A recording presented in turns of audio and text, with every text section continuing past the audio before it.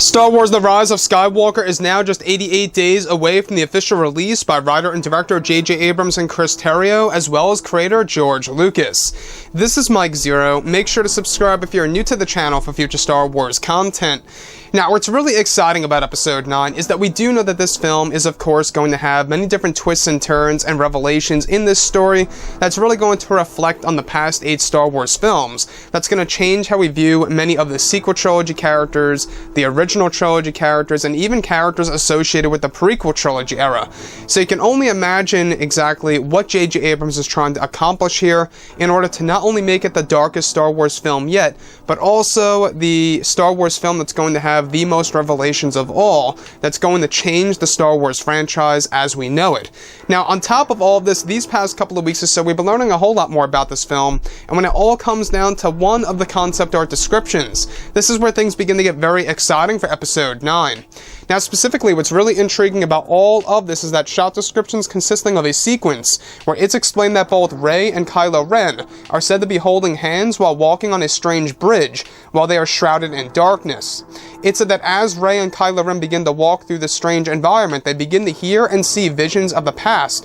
where one of which is said to lead to a sequence where Rey and Kylo Ren begin to hear the laughter of Palpatine and Snoke in the background. As they keep walking, they begin to see visions of the past set in between episodes 6 and 7, one of which is described to have both Palpatine and Snoke standing next to each other before Rey and Kylo Ren, where Snoke's black ring is described to be glowing while standing next to Palpatine's figure. However, Snoke's design in this scene is said to be different, where he is wearing a purple robe with a strange mask over his face. The sequence is described to lead to clues of the connection between Palpatine and Snoke that will be explained later on in the third act of the film. One of the other sequences is actually said to even involve a vision where Kylo Ren and Rey witness Palpatine spreading his hand in front of the Snoke figure toward his chest. It's unclear as to what this entails, however it has been said that the origins of the First Order and Snoke will be explained in the film by JJ. So let's go over a couple of parts about this. Now, we do know that this movie is going to answer many burning questions from Episode 7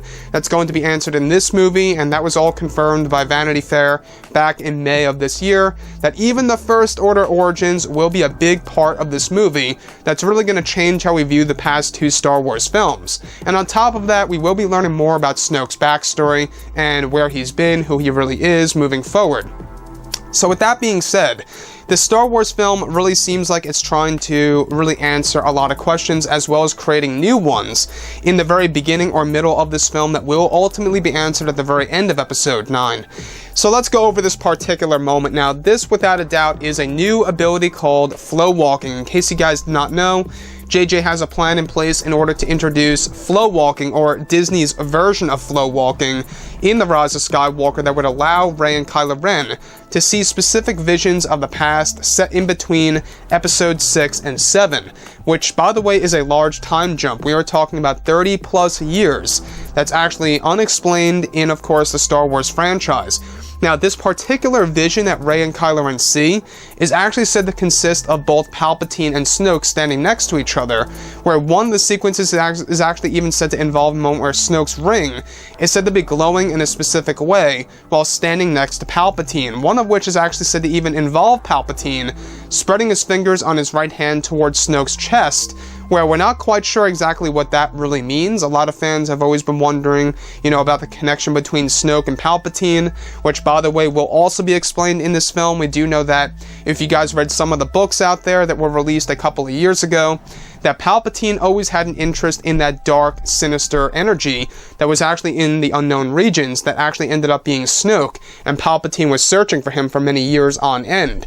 So you could really see how they're trying to tap into Palpatine's backstory well after the events of Episode 6, what Palpatine was up to, what he actually went through, 30 plus years after Return of the Jedi, whatever way. And when we look at Episode 9 specifically, We do know that this film is going through a lot of reshoots as we speak, and that they are changing a lot of the story elements surrounding Palpatine, portrayed by Ian McDiarmid. So, how Palpatine will be utilized in this movie and how he's going to be used in The Rise of Skywalker is going to be changed dramatically by Disney and Lucasfilm as they keep going on with their reshoots throughout the month of September, where they plan to finish this film in mid-October with the last phase of post-production, which, by the way, is when you're going to see the full-length trailer, and followed by tons of TV spots in November of this year.